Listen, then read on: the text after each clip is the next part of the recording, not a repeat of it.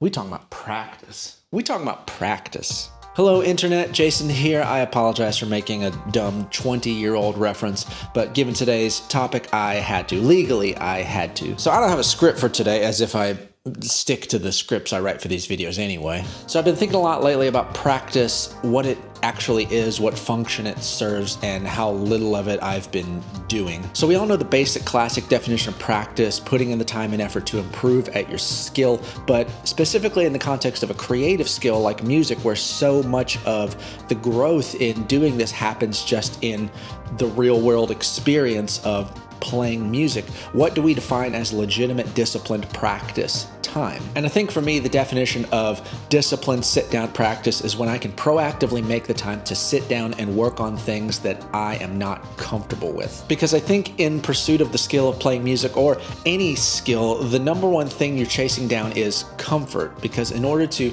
do something really well, there has to be a level of comfort with what you're doing. So this begs the question, what am I uncomfortable doing on my instrument? So I want to identify the things that I'm uncomfortable playing on my instrument, either because I literally don't have the facilities to do it, or I can play this thing, but I don't feel fully confident in the consistency of the results I'll get. Like only 8 out of 10 times I play this thing, it'll sound the way I want it to. So in that case, my goal should be to take it from 8 out of 10 times to 10 out of 10 times, and that just comes with sheer work of repetition. So by that logic, the definition of practice is spending time with things that make you uncomfortable and making them comfortable. And that process can be very rough and ugly and quite humbling. I heard someone once say that if you sound good while you're practicing, then you're not getting better. And here's the problem with being a working musician. In spite of constantly making music, having instruments in my hands all day, every day, strangely, I have trouble finding the time to practice. Or let's be honest, making the time to practice. So here's what's happening in my life. Starting today, I'm committing to a daily regimen of practice. Well, 6 days a week, taking 1 day off to rest, and spending that time every day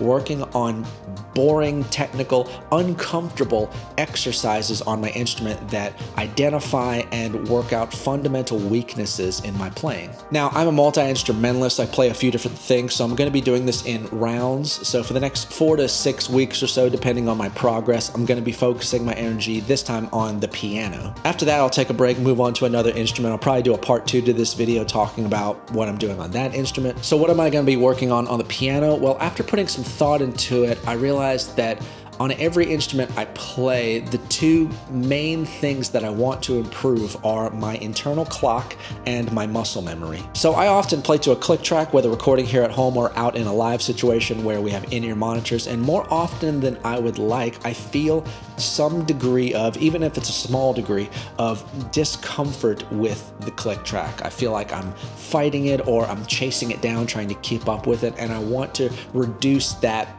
discomfort with the click. Again, the point of practice is just reducing your level of discomfort. So in all of the exercises I'll be doing, I'll be strictly adhering to a metronome, playing at some different tempos, and also playing with some different subdivisions in the metronome in order to better improve my ability to accurately subdivide between the beats. I'm also going to be trying this thing out. I got it a few years ago and literally just never got around to using it, so now I'm doing that. It's called the Soundbrenner Pulse. Soundbrenner makes my favorite metronome phone app, and this thing connects to it via Bluetooth and vibrates a pulse in sync with the metronome. So more than just hearing the metronome, you're also feeling the tempo in either your wrist or your arm, or they even make a way to strap it across your chest, which sounds interesting, but I'm intrigued to find out if that does any improvement to my time feel. So at first, I'll just be practicing major scales and arpeggios because I haven't done those in years, and I want to get comfortable playing to a click first and just getting really reassociated with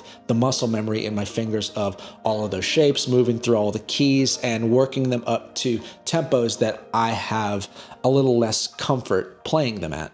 All right, got my keyboard, got my metronome, got my pulse. I'm gonna start off with arpeggios because they're relatively easy and they're a great way to stretch my hands out. Just basic major triad shapes. But to make it interesting, I'm gonna do a round of 4 arpeggios with a different top note each time. The first time it'll be the octave, second time the major 7, third time the dominant 7, and the fourth time I'm gonna play the 9. And even right there, I can feel that 9 stretch in my right hand isn't quite as comfortable as it is in my left hand, so I need to work on that. I'll just do this as many times as it takes until I'm comfortable.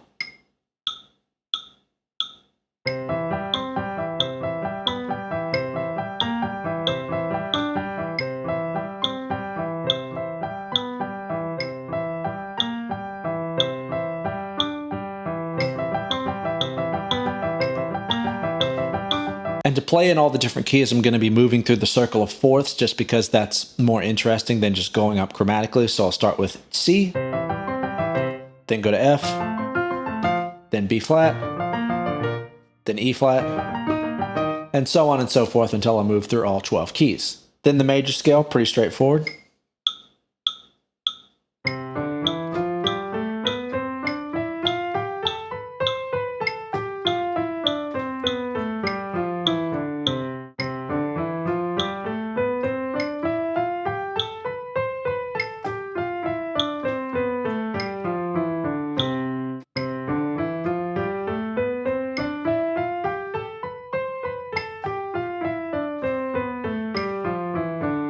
The worst part about the major scales is remembering where all the crossovers happen in each hand. So you go cross, cross, cross, back down, cross, cross, cross. And I'm not even sure if that was correct, but that's what makes sense to me. And it's different for every single scale. And it's just something you just have to memorize and get into muscle memory. Another great exercise I'm doing, created by the composer Charles Hannon, is a great finger exercise where you go 4 up and 4 down, except the first interval is over 2 scale degrees. So you go,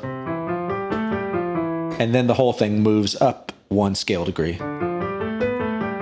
And so the whole thing goes like this.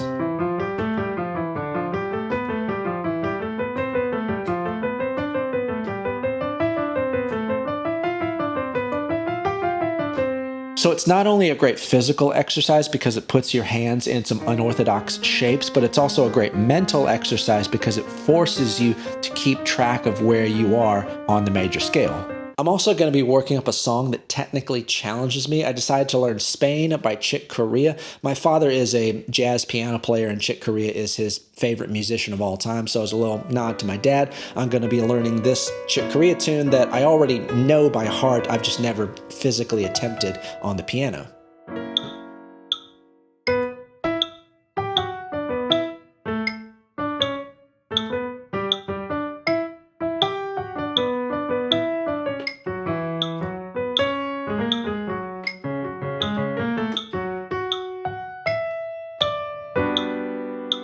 So I've got a lot of practicing ahead of me. I'll also be sporadically posting on Instagram and TikTok my progress in this. If you'd like to follow along, follow me on those social media platforms.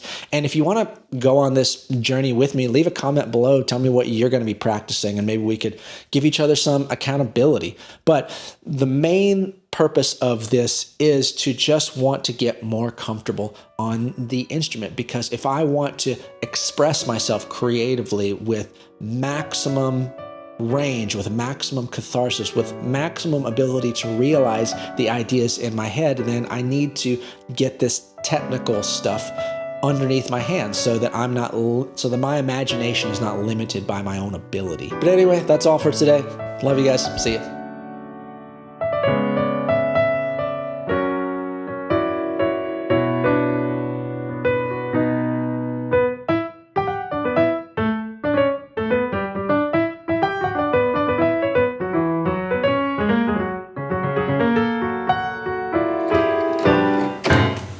Ha ha ha ha.